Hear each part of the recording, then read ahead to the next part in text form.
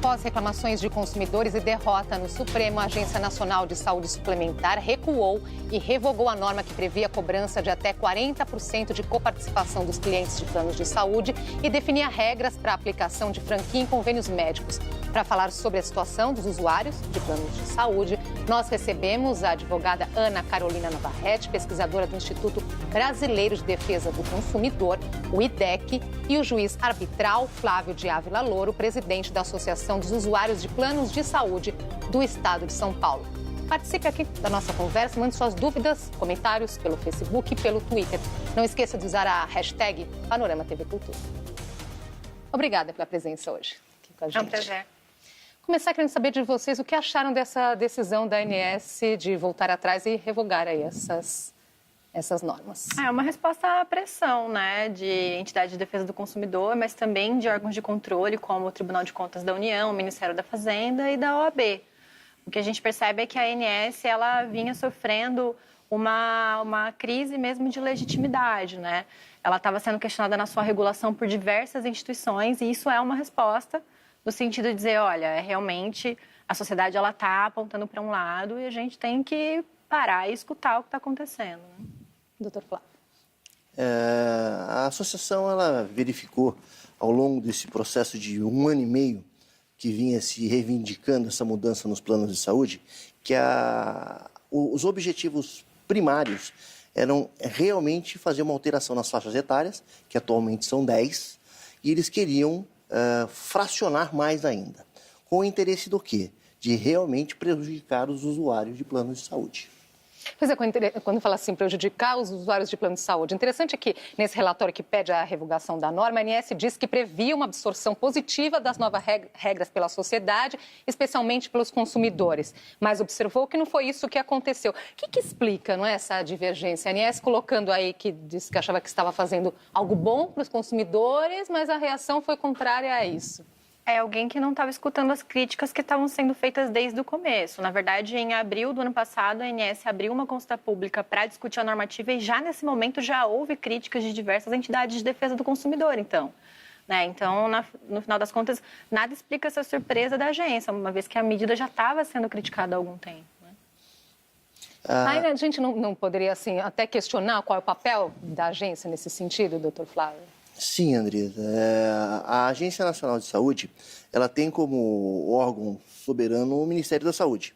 Sendo que este órgão, quando vem trazer a ANS e o próprio regime do Consul, tá certo? Traz justamente para que essas agências trabalhem para os cidadãos, no intuito de realmente fazer com que o governo faça o seu papel constitucional, tá certo? Que é justamente saúde é dever do Estado e direito do povo. E isso não acontece. As agências realmente elas se comprometem quando elas se colocam intermediando estes objetivos. Agora, doutora Ana, tinha algum ponto ali que, de fato, trazia benefício para o consumidor nessas mudanças? Você tinha uma discussão sobre os limites do que o consumidor pode pagar de mensalidade somada à franquia coparticipação. E isso é algo que a Consul hoje, que é a normativa que hoje vale, não prevê. Isso é importante. O problema é que a agência, ela definiu esses limites sem submeter a consulta pública a essa regra específica e sem abrir o debate para isso. Então, da onde que saiu esse limite de que mais uma mensalidade seria o essencial ou seria um limite seguro para o consumidor não se endividar, né? A gente considera o seguinte, o consumidor, ele quando vai contratar um plano de saúde, ele já considera aquela mensalidade que ele vê na publicidade, que ele vê o corretor indica como o máximo que ele consegue pagar. Né? Então, precisaria haver uma discussão maior de por que seria o dobro da mensalidade. Mas a regra do limite, desse limite, ela é interessante, sim. Agora, a normativa tinha uma série de outros problemas, né, que foram levantados pelas entidades de defesa do consumidor, como, por exemplo, permitir que o consumidor, pagando a mensalidade, arcasse com a integralidade do valor do procedimento, né? O que hoje é vedado pela normativa atual. Agora, a resolução derrubada, a ANS diz aí que pretende trazer, de fato, de novo essa discussão com novas audiências públicas. O que nos faz aí acreditar que pode ser diferente dessa vez? Quem que foi ouvido nas audiências anteriores e quem que precisa, de fato, participar dessa discussão? O que nos chama muita atenção é que nessa mesma mudança que se pretendia, fala-se em ressarcimento ao SUS, não é? Então, as operadoras de planos de saúde, elas são obrigadas a fazer o ressarcimento ao SUS para que as despesas que ocorram com os usuários destes planos criem renda e verba para se manter o Sistema Único de Saúde. Esse foi o grande equívoco. Por quê? Porque, basicamente, todas as multas que são aplicadas nas operadoras de planos de saúde, essas multas não são recebidas. Não existe a execução da multa. Então, quer dizer, foi um grande tiro no pé que foi dado pela Agência Nacional de Saúde. Ela, neste exato momento, teve que ter uma intervenção do Supremo Tribunal Federal, através da sua presidente, tá certo? Para que nós, usuários de planos de saúde, pudéssemos continuar a ter, no mínimo, um plano privado pagando para ter algo que o SUS já deveria nos dar. E agora, então, pensando para frente, né? O que esperar agora para que seja diferente dessa vez? O que esperar se de fato acontecer uma nova audiência pública? Acho que mais do que a ANS, o que ela disse é que ela gostaria de reabrir as discussões, né? Mas a pergunta que fica é justamente essa. Não foi feita ainda audiência pública sobre esse tema, foi feita uma consulta pública e ela era sobre um texto original que não é esse que foi aprovado. Ele acabou se alterando, né, depois disso e não submetido à consulta pública de novo. Várias entidades de defesa... Então é esse que as entidades tanto criticam? Esse não foi colocado? Não, na verdade, houve um texto inicial apresentado em abril de 2017, aí ele foi submetido à consulta pública, só que ao longo do tempo houve alterações nessa redação. E aí o que a gente detectou é o seguinte, a regra do limite, por exemplo, do que o consumidor paga de mensalidade e franquia e coparticipação, não estava na primeira versão do texto. Isso precisaria ser discutido por meio de consulta pública. Então, a recomendação que a gente fez foi essa. Submeta a consulta pública para discutir esses limites, né? E não uma audiência pública, é diferente, são instrumentos diferentes, né? A Inés dizer, eu não vi, a questão de abrir, mais importante do que se pensar numa audiência pública, é realmente a agência escutar o que está sendo proposto. Então, usar o material que já foi submetido pelas entidades e acatar essas sugestões de verdade. Mais do que abrir uma nova audiência, mais do que abrir... ouvir o que está sendo proposto efetivamente, é ver essas sugestões incorporadas no texto, porque é isso que a gente não está vendo, né? A gente está vendo os instrumentos de participação sendo abertos, sendo utilizados, mas de uma forma pro forma mesmo, e não no seu conteúdo, né? Vou aproveitar para chamar a nossa enquete aqui do dia. Você já precisou fazer uma reclamação ao seu plano de saúde? Sim ou não? Vamos ver o que as pessoas dizem para a gente. Plano de saúde, aliás, que segue no topo do ranking de reclamações do IDEC, né? Pelo 6º ano seguido, então. A que se deve, né? Quais são as principais reclamações? A que se deve esse desempenho? Será que essas mudanças aumentariam ainda mais essa percepção da população? O usuário que ele mais reclama hoje em dia é em conseguir uma consulta, em um prazo que ele consiga ser atendido. Ele reclama da rede referenciada. E o que mais ele precisa utilizar, que é a prevenção, ele não consegue obter junto às operadoras. Então, creio que o topo vai ser a parte de marcação de consultas e exames. Bom, o que a gente vem verificando no ranking do IDEC é que as principais reclamações até 2015 eram basicamente relativas à negativa de cobertura, reajuste e, como disse o doutor Ávila, a questão de alteração da rede credenciada, né? Mas a gente percebeu um fenômeno interessante. Em 2016 e 2017, isso mudou e passou a ser a principal preocupação dos consumidores, reajuste de plano de saúde.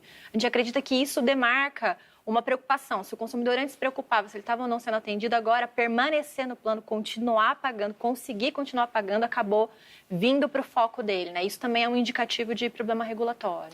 Qual que seria o consumidor, aí, o usuário de plano de saúde, que seria mais atingido aí por essas mudanças, doutor Flávio? Aquele que mais usa o plano? Não. Quem está sendo mais atingido, geralmente, são os desempregados, não é? Então, com o forte desemprego que ocorreu nos últimos anos, os planos de saúde começaram a ter uma perda de um número de usuários muito grande. E o grande problema disso é que eles não encontram para onde ir em função do custo.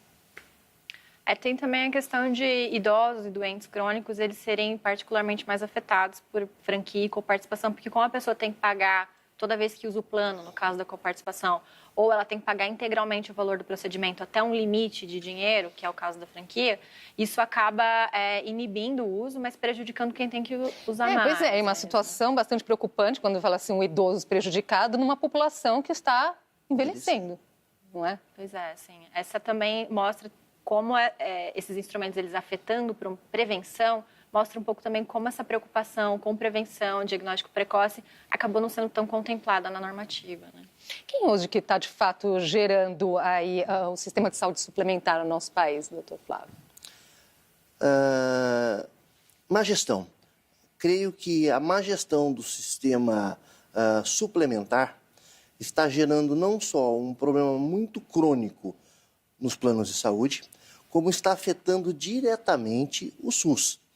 Tá? Então, essa falta de atendimento que está acontecendo ultimamente, principalmente por a classe médica, que recebe valores insignificantes por uma consulta, valores de exames, isso tudo vem gerando aí um desencadeamento sucessivo de desgosto, tanto para o credenciado como para o usuário.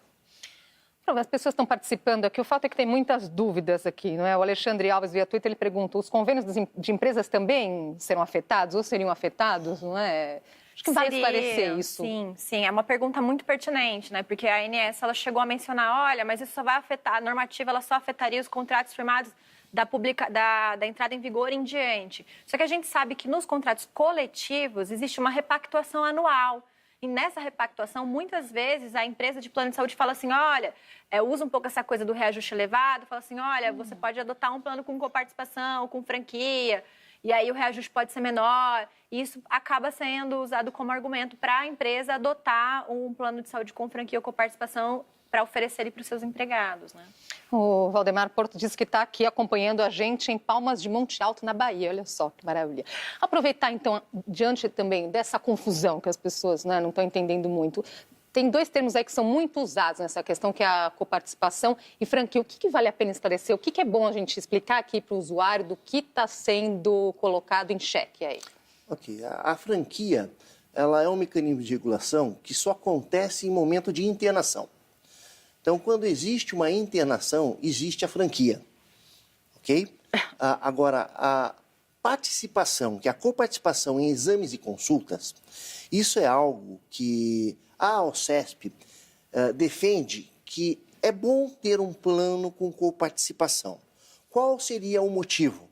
Para que o próprio usuário ajude a fiscalizar o que está sendo cobrado da sua operadora. Nós temos que entender que a operadora de plano de saúde não deveria ser inimiga do seu cliente. Hoje nós entendemos que a maioria das operadoras, elas realmente têm uma visão meia perturbada do seu usuário. Então, quando ela vem querer trazer ao idoso, principalmente, um aumento de 40% ou um percentual desse tipo, tem que entender que este idoso, geralmente, não é ele que gasta este valor no final do período de 12 meses. Então, nós temos que entender justamente isso. Vamos trazer aqui a tela para nos ajudar a falar quais eram essas propostas, então, da ANS? Então, tá ali, não é? Cobrança de, no máximo, 40% dos procedimentos. Acho que vale a pena chamar a atenção. O que quer dizer esse teto, doutora Anne? Qual que é a preocupação em relação justamente a este ponto? Claro. É importante saber qual que é a diferença entre franquia e coparticipação, né? A coparticipação é um valor fixo em reais ou um percentual do valor do procedimento ou do valor de uma tabela que o consumidor paga toda vez que ele usa o plano. Então, ele vai fazer uma consulta, paga um valor fixo ou um percentual da consulta, né? Vai fazer um exame, mesma coisa. O que estava nessa proposta, que foi revogada pela ANS, é que o limite que o consumidor poderia pagar em percentual seria de 40%. E nós questionamos esse limite porque havia entendimentos anteriores da agência de que 30% seria um limite razoável, e acima disso você teria, na verdade, uma restrição muito severa ao uso. Porque vale chamar atenção aí, porque esse valor além da mensalidade, né? Ia ser uma coisa somada à outra. Ia ter a mensalidade e mais, então, esse pagamento de parte dos procedimentos. Que poderia chegar a 40%, sim, do valor do procedimento. E isso é um percentual bem elevado, é quase metade do valor do procedimento, podendo ser aumentado em alguns casos de planos coletivos, se houvesse autorização da Convenção Coletiva de Trabalho. Antes de passar para o doutor Flávio, vamos voltar lá à tela só para ver os outros itens. Então, falamos dessa questão, cobrança de, no máximo, 40% por procedimentos, cobrança de coparticipação em franquia proibida em mais de 250 procedimentos e proibida a cobrança diferenciada, exceto para internação psiquiátrica. Qual outro ponto que vale a pena destacar? Dentro disso que foi proposto, o ponto mais relevante na nossa visão de associação de usuários de planos de saúde é que ninguém está aguentando mais aumentos nas mensalidades, tá certo? As mensalidades, elas têm um custo elevado, tá certo? Isso não está barato para o consumidor e nem para o usuário. Qualquer aumento que se coloque vai fazer com que o número de usuários no país diminua ainda mais do que já vem diminuindo sucessivamente nos últimos anos. Quer dizer, isso poderia até fazer com que a pessoa deixasse de realizar procedimentos ou exames preventivos, ou usar o plano da forma correta, porque não tem como marcar financeiramente com isso? Poderia chegar nesse ponto? Poderia. A gente vê 3 consequências de limites altos de franquia ou coparticipação. O primeiro é a pessoa retardar o tratamento, né, o que, na perspectiva da saúde, só pior, porque quanto mais tarde você trata, pior e mais caro. Ou se endividar para conseguir custear a coparticipação ou a franquia, ou acabar indo para o Sistema Único de Saúde. Né? Essas seriam as consequências. Sobrecarregando o SUS. Aí. Exatamente. Agora, sobre a questão das isenções, a ANS ela propôs isenções para alguns exames. Né? Isso também era uma regra interessante, mas a questão é que se dava muita liberdade para a empresa escolher qual era o estabelecimento em que a isenção ocorreria. Isso é direcionamento de rede e acaba também influenciando na livre escolha do consumidor. O Tom está dizendo aqui, essas agências criadas no Brasil mais atrapalham do que ajudam. Aí ele até chama atenção para a ANAC com relação à cobrança de bagagem nos voos. Essa percepção que as pessoas têm. Vamos fazer Quer dizer alguma coisa? Fazer um intervalinho aqui, a gente volta. Já.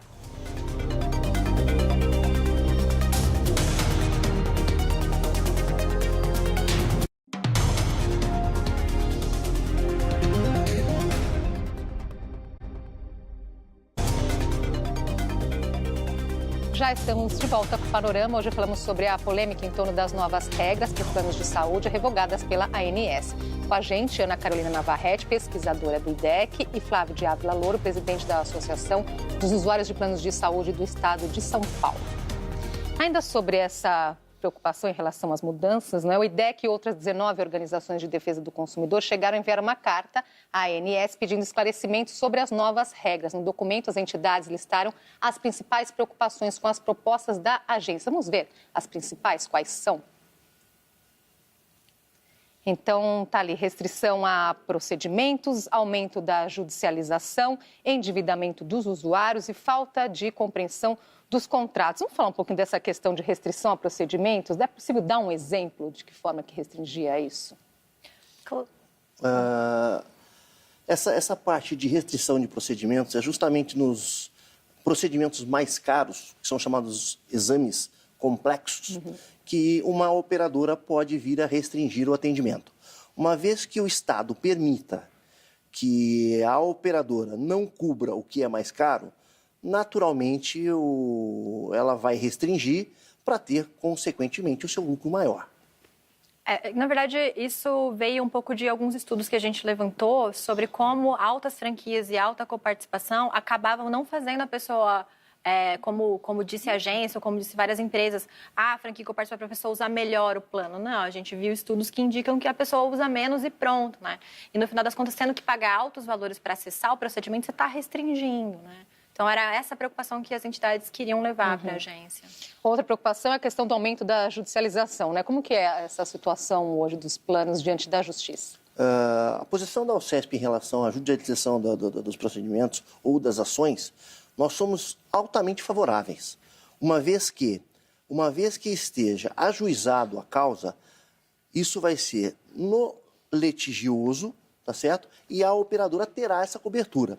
Então, não adianta a Agência Nacional de Saúde ou as operadoras acharem que a judicialização está aumentando o valor das mensalidades, porque isso não é verídico.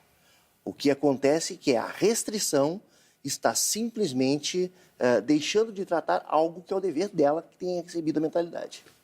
A preocupação principal era com o fato de a pessoa, ao não conseguir acessar o procedimento, por ele ser muito caro, no final das contas a gente cair exatamente na situação que a Consul 8, que é a regulação atual, queria evitar, que é de limites tão elevados que são restrição severa ao uso, né? E aí a questão de ser levada para o judiciário para discutir esses valores seria uma das consequências. Já estava esperando, então, um aumento nessa questão do número de processos, então. Isso, para discutir esses percentuais. Uhum. A outra preocupação ali que estava na nossa tela é o endividamento, então, dos usuários, né? Tá ali, endividamento dos usuários. Já dá para a gente ter uma ideia em quanto que isso poderia aumentar, né? Da forma como estava, somando essas novas regras? Foi feito um cálculo? Então, se você pegar, por exemplo, pegue um limite de 40% da coparticipação, né? E vamos supor que a pessoa tenha um plano de saúde de R$100 com uma coparticipação de 40% e tem que fazer um exame caro, né? O fato é a pessoa ter que pagar um valor de coparticipação muito elevado, né, para fazer um determinado exame. E, no final das contas, deixar de fazer um outro exame porque ela está pagando ainda as coparticipações anteriores, né?